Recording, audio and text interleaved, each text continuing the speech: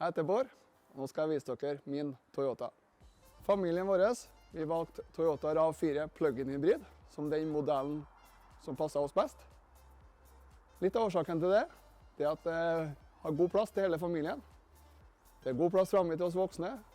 Ungene elsker å sitte baki, og ikke minst er det god plass baki bagasjerommet.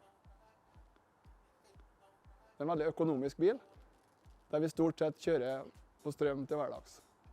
At bilen er sportslig å kjøre, det gjør heller ingenting.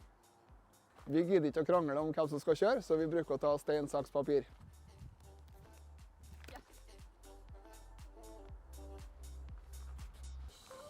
God helg!